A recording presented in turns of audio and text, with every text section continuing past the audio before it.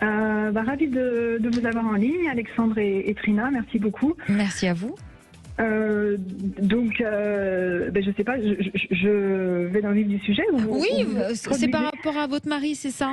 Voilà, c'est la relation en fait avec mon mari. On est ensemble depuis depuis 2000, donc depuis 21 ans, mariés en 2007 et heureux parents d'un garçon qui a aujourd'hui 11 ans. Simplement, les relations sont depuis le départ, mais au départ l'amour est aveugle, donc je n'ai pas forcément rendu compte, mais il est hyper exigeant, tyrannique et depuis la naissance de notre fils, j'ai réalisé que c'était une forme de harcèlement moral ou quoi que je fasse, que je ne fasse pas ou quoi, rien n'est jamais satisfaisant pour lui. Il est très colérique, il a des mots méprisants, agressifs, violences simplement verbales, mais ça laisse des traces aussi.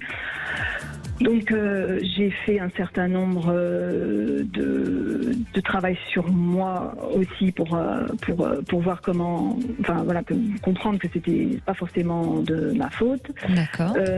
Et simplement ça génère chez moi aujourd'hui, j'arrive pas à le supporter parce que c'est tout simplement violent et je trouve que ce que m'a dit une fois un psy qui j'ai fait écouter un échange qu'on avait avec mon mari, c'est une sorte de terrorisme émotionnel où il met dans une position où moi ça me fait perdre toute confiance en moi, comme si je ne servais à rien et que j'ai du mal à avancer, même si je me suis toujours gardée fort de garder l'indépendance financière, d'avoir un job le social. Je suis quelqu'un de très ouvert, très social, donc j'ai toujours réussi à garder un cercle. Notre fils depuis 10 ans finalement connaît ça, des heurts entre papa et maman qui sont pas d'accord, et le problème c'est que aujourd'hui c'est comme s'il cherchait à me pousser à bout et que je rentre moi-même dans des violences physiques vis-à-vis de mon mari.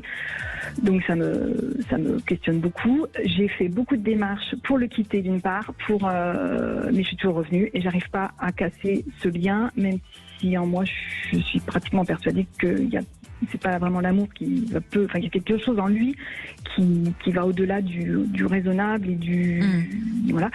Et donc je voulais bien demander à Alexandre si il voyait que j'allais enfin parvenir à quitter ce lien toxique, à ne plus être dans mon rôle de victime dans lequel je reviens toujours. Oui, parce qu'il avait réussi à vous faire croire que vous étiez fautive de tout ce qui se passait. Donc vous utilisez des termes très très forts: tyrannique, colérique, agressif.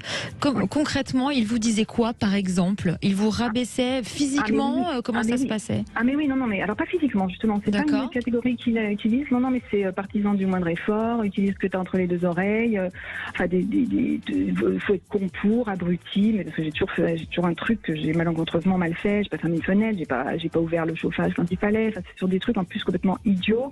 Quand notre fils était bébé, il y avait toujours une bonne raison de me dire que je faisais pas bien, j'avais pas acheté la bonne couche, et c'est ça, plus ça, où on se dit, mais attends, mais en fait, non, c'est du harcèlement, j'ai jamais quelque chose de serein, et ça revient toujours cycliquement, et pour autant il se rend compte, et pour autant il fait des efforts, et je suis partie plusieurs fois.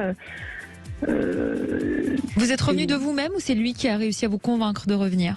En fait, il arrive toujours à garder quand même le lien. En fait, c'est-à-dire que j'arrive. Déjà, on a un fils, donc forcément, ça nous garde en lien. Et puis, non, il y a une forme d'emprise. Oui, bien sûr, bien sûr. Puis le sentiment, mais je pense qu'il faut que justement, aujourd'hui, j'ai l'impression de mettre en danger notre fils par rapport à son développement d'adolescent, etc. Et il n'a pas à être témoin d'un certain nombre de choses. Et voilà, il me soutient pas dans mon travail, donc il me dénigre tout le temps. Je vais essayer de débattre pour garder le cap et surtout garder ma paix intérieure, quoi. Je vais vous poser une question, Annick. Oui. Si vous n'aviez pas votre fils aujourd'hui, est-ce que vous seriez toujours avec lui? C'est une très bonne question. Franchement, c'est une très bonne question. Dur à répondre, je suppose. En fait, parce que ce qui est étonnant, c'est que je pense que quand on a des moments où on se retrouve sans notre fils parce qu'il est gardé par mes beaux-parents ou en vacances, etc., quelque part, nos relations sont rééquilibrées comme si D'accord. voilà. Il y a parfois quelque chose qui me fait pas dire, où je n'entrevois pas de pouvoir finir ma vie avec lui, parce qu'il y a des choses où on partage mais dans le quotidien, tant que je veux exister par moi-même, ben, c'est toujours sujet à pour voir des parents, pour. D'accord. Bon. Mais voilà. Voilà. C'est vraiment une vraie forme d'emprise. Oui. Alexandre, qu'est-ce que vous percevez pour la suite et comment vous ressentez tout ça d'ailleurs? Eh bien, oui. Alors pour moi, Annick, il y a deux choses qui apparaissent au-delà du côté sentimental, au-delà du côté familial que vous avez construit avec votre mari et votre enfant.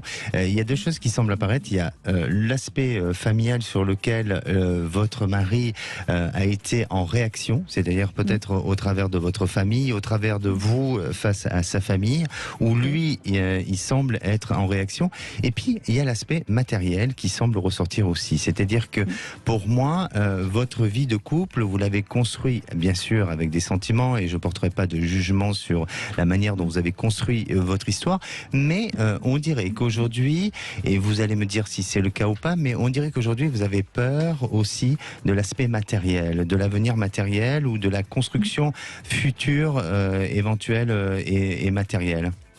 Alors, est-ce que cette peur matérielle serait pour le commun ou moi me retrouvant seule? Vous retrouvant seul et pour pouvoir subvenir aussi aux besoins de votre enfant, aux besoins de voilà, parce que pour moi, je vous sens aujourd'hui. Alors, et pardonnez-moi, je parle avec beaucoup de neutralité et de recul, sans émotion, mais oui, d'accord. Alors, vous décrivez le personnage qui est assez, enfin, qui a un profil assez fort et assez, on va dire, tyrannique dans sa manière de dire, en fonction de ce que vous nous dites.